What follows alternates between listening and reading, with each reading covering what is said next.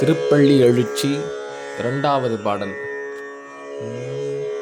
அருணன் இந்திரன் திசை அணுகினன் ஈருள் போய் அகன்றது பூதயம் நின் மலர் திருமுகத்தின் கருணையின் சூரியன் எழ எழநயன கடிமலர் மலரமற்று அண்ணலங்கண்ணா திரள் நிறையறு பதம் முரல்வன இவையோர் திருப்பெருந்துறையூரை சிவபெருமானே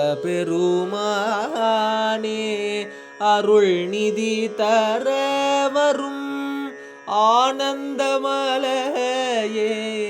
அலைகடலே பள்ளி எழுந்தருளாயே.